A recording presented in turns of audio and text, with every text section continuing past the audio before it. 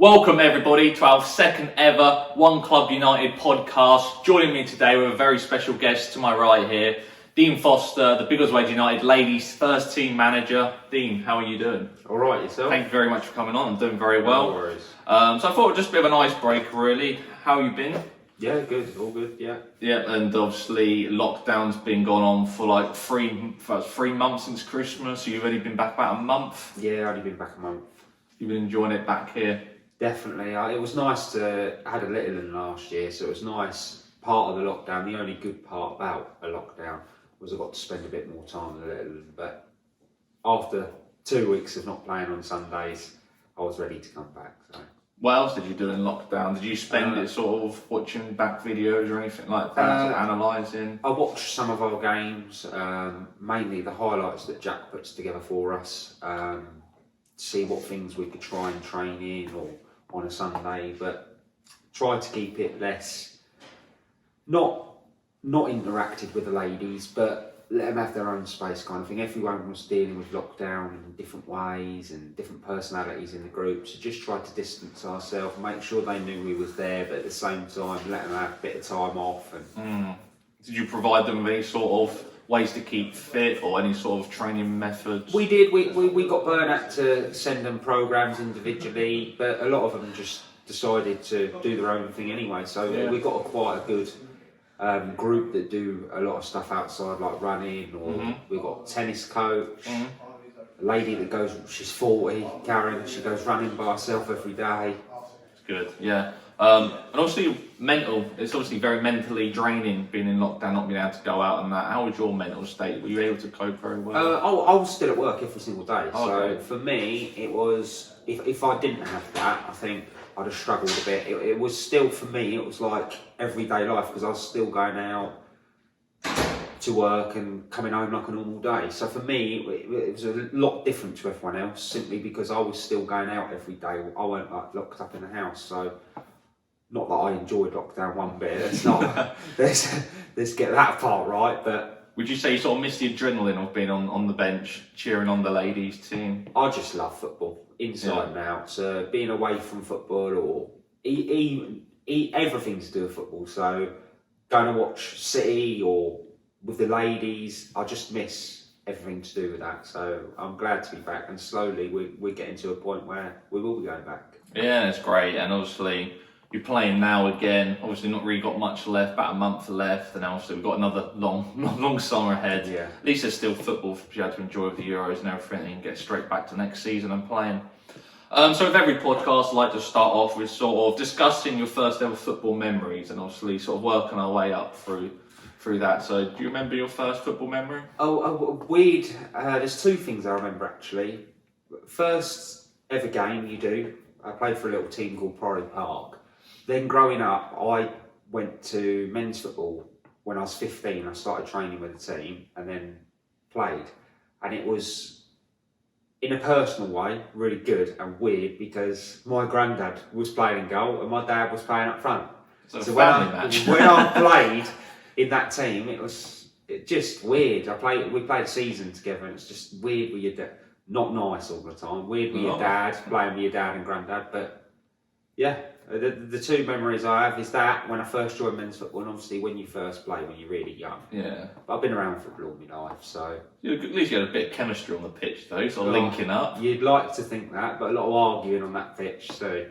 What position was it you played? I played right back then, but then I turned into a centre back. For some reason, I started off when I was younger, a little striker. Used to score loads of goals, like 6-a-side and that, so I thought, fancy myself a bit of striker. And then when I started to toughen up a bit, get a bit of body meat on me, too much at the moment. Then I decided to try out defence, went to right back. Test the position, isn't it really? If you can do right back, you can go centre back. I realised I didn't want to run up and down all day, so I went to centre back and just grew to play centre back for the rest of my time playing. So how was it you were playing right back? Because obviously nowadays you have to get forward so much, as well as getting on the defensive side of the game. Were you sort of like an overlapping fullback? Oh, I just loved being up there. I didn't get back very much, put it that way.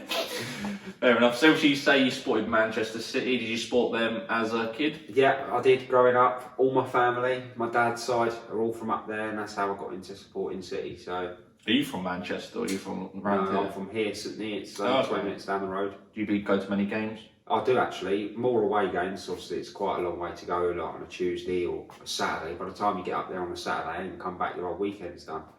But away games, like, when we were allowed to go, I think I only missed 4 away games in the last season before lockdown. So Oh, really? So you do go quite a lot? Yeah, I do go to most of the away games. Do you have to have like a season ticket or anything to be able to get all the tickets? One of when my you best go to mates is a season ticket, so he gets me all my tickets. Okay, so that's pretty handy. Any idols growing up throughout the Manchester City team? 'Cause obviously back then you weren't exactly where you are now. No. Ooh. I don't know. It's all about Aguero this day and age, isn't it? I remember the days you used to have Stephen Ireland in Cam and everything. Sean White Phillips, Gota, Wadchop, they were, when we lost 8-0 to Middlesbrough, that was the day you think, really?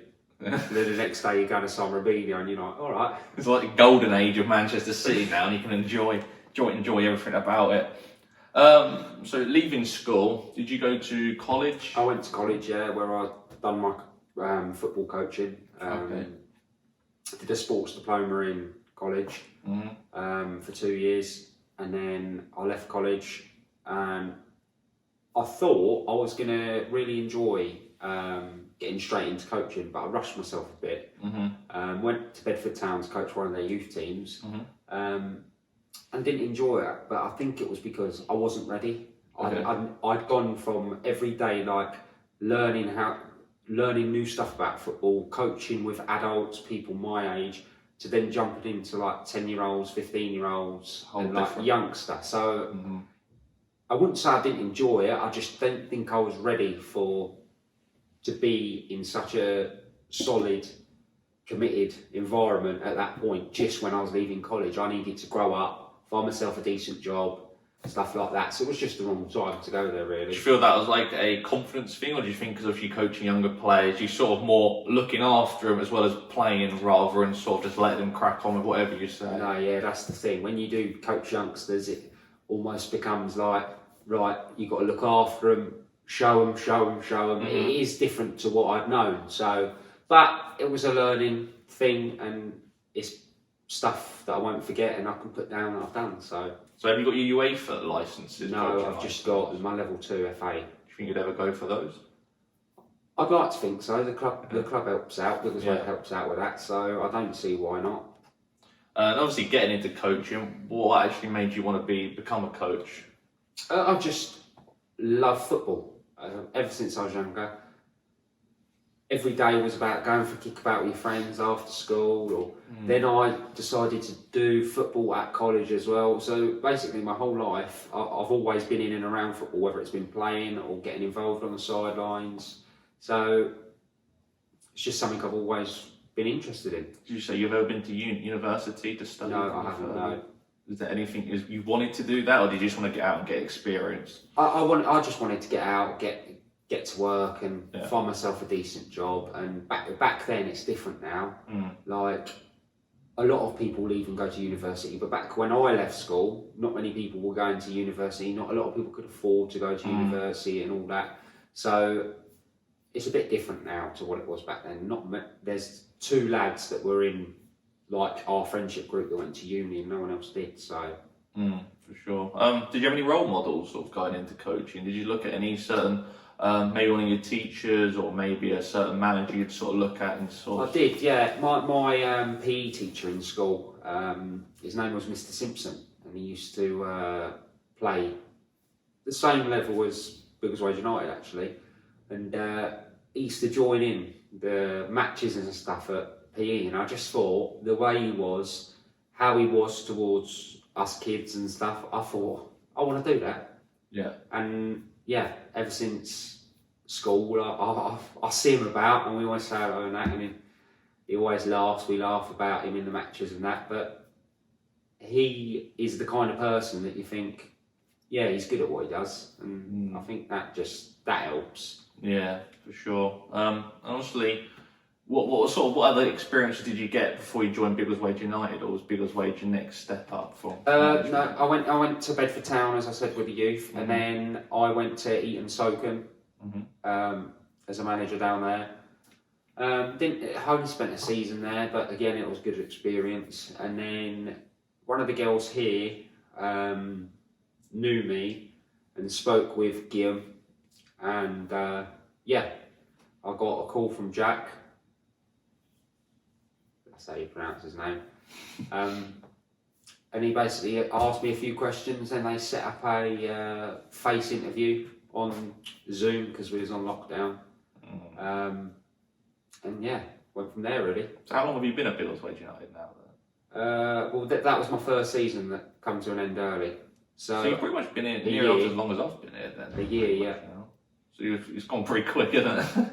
Yeah, because it's just like stop, start, stop, start. But hopefully now, obviously we're about to have 3 or 4 months off, but it gives, like you said, the Euros are on, there's plenty of stuff going on. The summer where everyone's allowed out as well, so people are going to be excited for that, and then can get excited to actually come back to football knowing we're not going to stop. I think people, the first time we come back before Christmas... There's no football in the first lockdown either, it all got cancelled. We played one game. And everyone was really excited to get back. Straight away, that killed everyone's vibe or motivation. Everyone was like, "Wow!" So then we had to have another break. And now we've come back. Don't get me wrong, people are excited. But with the league being cancelled as well, we were sitting in a good position in the league. And I think everyone was just like, it took a lot, few training sessions for me and the lads, Bernat, Jack, to get them back in the motivational. Let's go and win the games. Let's finish the season on a high. What's left of the season? So I'm looking forward to next season, wherever that may be. Hopefully you'll finish the whole season, and it'll just be so much more easier. I'm sure there'll be news in the next few days of what the plans are for the ladies team. So wherever the league may be next season, it is exciting times for our ladies team. And obviously, joining the ladies team, was there any sort of reason you joined the ladies team rather than the men's team? Do you know what? I've been there, done that, men's team. Been there, done that with the youth. So this, obviously, like I said, because one of the girls, Holly, knew me, it wasn't something that I approached. She asked me, what you doing? She knew I'd done coaching. She knew I wasn't coaching anyone at the time. So just said, would you manage a ladies team? So I said, well, yeah, why not? I'll give it a go. So then obviously the chat with Guillaume and everyone at the club's just so welcoming. So it was an easy decision really for me after I'd started speaking to people. At first, obviously I was like, is this something I want to commit to, ladies football? And then when you see the way ladies football's just taken off over the last year and a half to 2 years, and a club like Biggleswade, with what they have behind the scenes, who they have behind the scenes, it was an easy decision. And obviously, what would you say your philosophy is as well? Obviously, being a manager, most managers all have their own sort of style of football. What would you say yours would be? Attacking, quick-paced possession, just a nice style of, as much as nice football can be, really. You can watch football and it can be ugly sometimes. You're all involved in games like that. But we do like to make sure we do it the right way when we win. And we like to play with an attacking, quick pace, keep the ball really, let the ball do the work. Always say that to the ladies.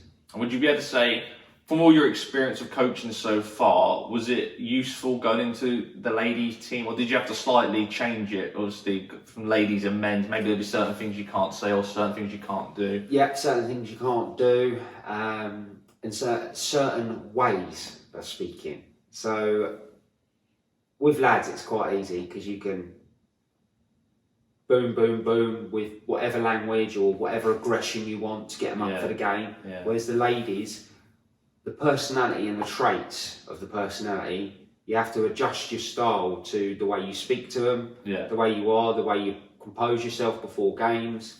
But it's something I think I've took to well. I think the ladies, we all get on really well. Well, I'd like to think so anyway. I'm sure there'll be someone in the comments that might say otherwise. No, I was going to say, when this goes out, I'm sure a few of them will try and banter on the older comments.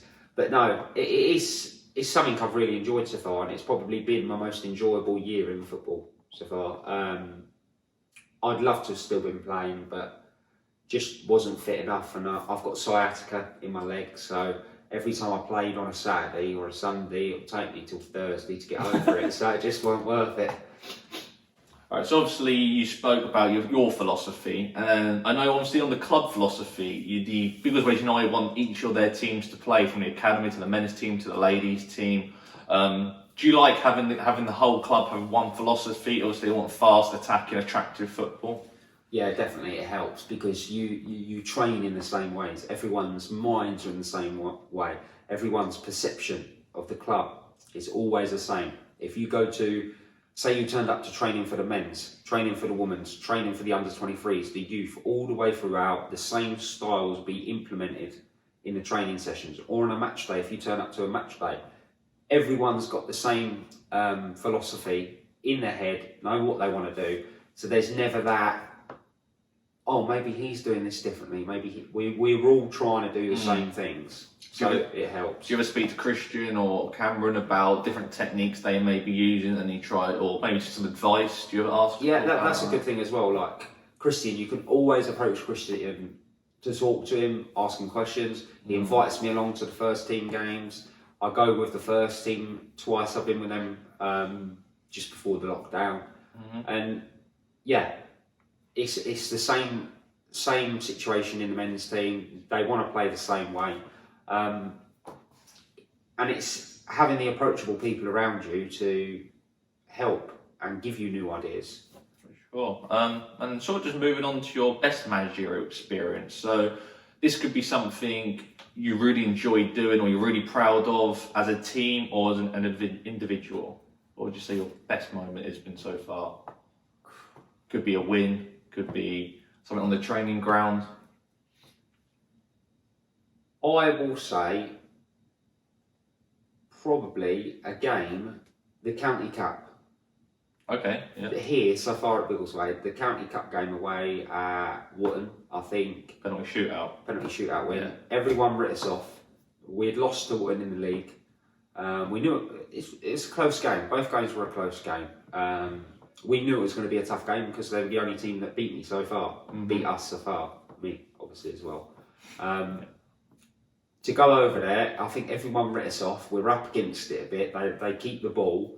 And there was parts in the game where you're thinking they were going to get a goal. But the way we stood tall, woman for woman, and just battled through together, and then great scenes at the end of the penalty shootout. That was great, yeah. And that just shows what kind of group we got. They're all together, they're all friends outside. So far at Biggleswade, that's the most memorable moment.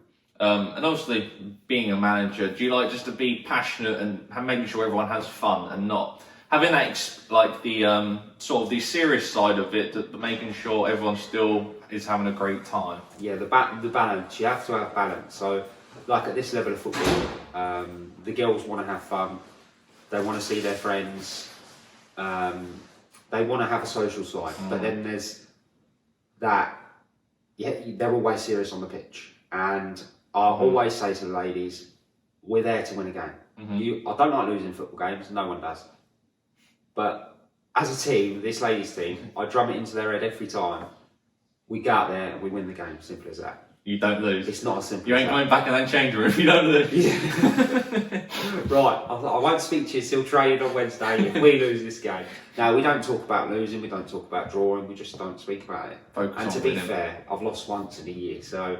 You've got a bit of confidence about you then. Yeah, you have to, don't you? Sure. I just believe in the ability of the team we've got, and I think that's the most important thing. If you believe, if people like me, the manager, believes in the ability they've got and can drum it into them, because half of them don't know the ability they've got, and you give them that mindset that they don't know, it's like they don't know how to lose. Do you think they use the confidence you give off? You've heard Pep Guardiola say it before, the confidence you give off reflects on the team and it gives them confidence to be able to go perform on the pitch? Definitely. So like me, you see me on the touchline anyway, I'm always passionate anyway. Always speaking to the girls, always confident during the games. at training. If something happens that's really good, straight away tell them. It's just all about keeping them in a positive mind during the game, really. You don't want to go, oh, you could do better there or whatever. You get your head up, come on, keep going. You've got to be positive. Yeah, for sure. And anything you would have changed from your path so far during management? Anything at all you might have looked back on a younger version of you and said, oh, I wouldn't have done that? There might be one, but we won't discuss it. It's not a camera. They're gonna, I'll tell you that one when the camera stops. And then sort of just on closing thoughts, really. So, say we're sort of, there could be people watching that you might be able to inspire. So it's like young people that want to get into management. What sort of advice would you be giving for those getting into management? Absolutely, go for it. If you love football and you love being around the club, and this is any club, not just this club. I'm not being biased because I'm here. I love this club to bits already. Any club, if you're looking to get into management young, do your coaching, get out there, because it just brings so much enjoyment. For me, an everyday working person, to have that break from just going to work and going home and do it with something you love doing is probably the most important thing. Again, it's about balance. So like, I go to work, then go home. I mean, that's no life to have, is it, over the last year? But having that football and something you really enjoy on the side, any youngster that's looking to go and do football, you just got to go for it, grab it with two hands and take a chance and take risks. That's the most important thing. Yeah, it's always great when you can have hobby as a job as well. So Definitely. that's sort of like the best way you can sort of live life, really. If you enjoy what you're doing, then you're going to have a good time. Encouraging more girls to play football. How would you go about that? Because obviously, I'm pretty sure there's loads of girls out there that like football, love football, but of course, a lot of people have fears. Maybe how they look, maybe they don't mix with others very well. Would you give any advice for them sort of people? Maybe just come try it along and stuff like that. Yeah, 100%. Well, we're always open for new ladies or girls to come training with us. Obviously, it's 16s and over because it's a women's team, but we have youth teams. There's lots of places about that have youth teams. Just go along. Obviously, your parents can go with them to make them feel comfortable if they are, like you said. Everyone has a different personality. In football, you think how many clubs are actually over England from grassroots to professional. The amount of personalities, different traits, different people in and around the clubs means nothing. Like, that is what brings a club together. No one's the same in any club. So, and right now, women's football is on the up, and I can't see it going anywhere back down in the next 20, 30 years. It's in the best place it's been. So right now, if people are going to watch this and youngsters are looking to join football, you've got to go for it. How do you feel ladies' game could become even bigger than what it is now? Because also over the past year, it's now on like BT Sport coverage on BBC, so many different places that you can watch. Do you think more media coverage, or do you feel like maybe there needs to be more improved academies for the ladies to be able to go through to get up to the first team? How do you feel? So I think there's got to be academies at the big clubs. I'm not saying like all at the top. I'm saying that they have two divisions below the Premier that could easily have every team have an academy that people can work towards. Also chances, like I noticed Leicester City women are playing at the King Power today, and they're lifting the trophy. I mean, for the ladies, they've won the league, and then they're going to play at the King Power, which they never do. So to go there, lift the trophy in a stadium that holds 40,000 people. Experience there. Yeah, things like that is really going to excite people to watch women's football. United ladies, not that I like talking about United, but United ladies played at Old Trafford the other week. Yeah. And I think their viewings on the TV against West Ham, I think it was, they won 2-0. The viewings on the TV was probably, I think it was the best this year for women's football.